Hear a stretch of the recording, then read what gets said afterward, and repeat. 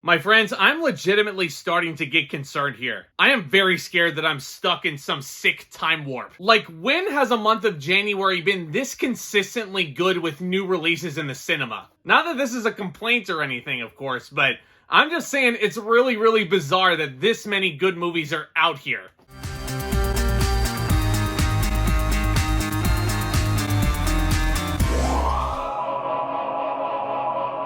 Sick is a brand new horror film that premiered exclusively on Peacock, and it's available for you all to stream right now if you're a subscriber. And this is the latest in a long line of artistic endeavors about the pandemic that we all sat through in the year of 2020. While quarantining at her family's lake house during the coronavirus pandemic, Parker and her best friend are threatened by an unexpected visitor. And because this is your slasher type of horror movie, this sadistic being is slicing and dicing anybody in his path. Now, this movie was directed by the more than capable John Hyams, who helms this thing brilliantly. Because this is an extremely simple premise that you've all seen before, this big Michael Myers-esque slasher wearing a mask, and then you just put a coronavirus pandemic background on this story and you have your movie. And that might be a big turnoff for a lot of people considering the derivative nature of this story. But I think this screenplay has just enough surprises for you to really think that Sick will stand out amongst other scary movies that you've seen. Because believe it or not, one half of the screenwriting team is Kevin Williamson. Does that name sound familiar? Maybe the Scream movies will sound familiar. This is the guy who worked with the late great Wes Craven to bring you a bevy of surprises in the slasher realm. And he has a few more enticing tricks up his sleeve with Sick. Especially as it goes with the motivation of this slasher here.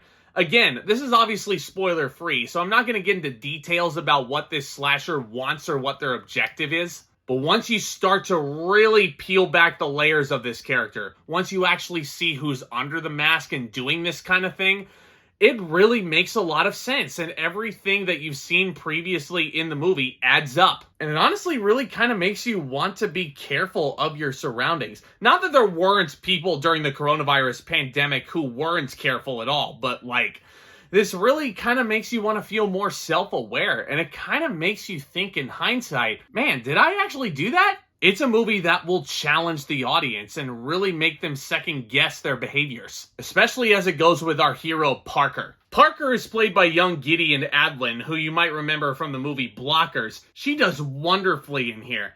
There are some certain facets about her character that make her come off extremely unlikable, especially as you meet her and go through the first act. But thankfully, there's enough likable characters around her, like Beth Million's character, who is so freaking cool. I love Mary. She's my favorite character in this whole movie for sure. And the movie is a very easy watch here, only sitting at an hour and 25 minutes. I was sitting there watching this on Peacock and I was like, damn, that was really cool, but it's already over? And the movie hits just the right amount of twists, and it has a perfect button in this finale.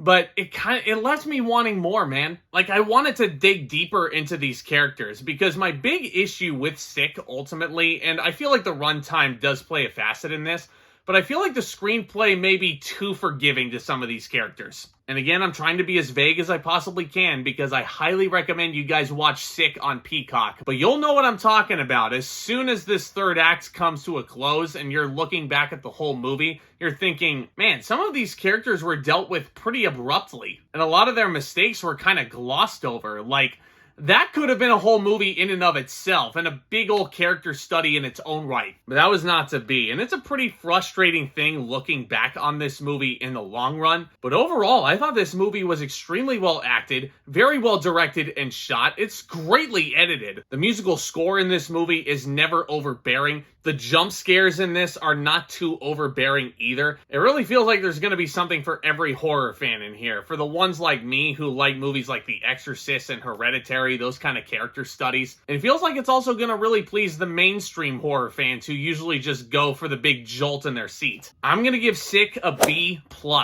This is on Peacock right now. I highly recommend you don't skip out on this movie because let's face it, I can already sense that Sick is going to be a hidden gem of 2023. Let me know what you thought of Sick down in the comments section below. Have you seen it yet? Did this review convince you to go and see it? Sound off in the comments section about that and much, much more. As always, I love sitting here and discussing all new things in movies and entertainment. So if you're a new viewer, do consider becoming a subscriber and tap on that bell because trust me, you do not want to miss another second of this fun action over here. Do me another big solid and smash the like button on your way out. This really helps this channel and this community continue to ever grow. Guys, y'all are the best. Stay tuned for more reviews very soon.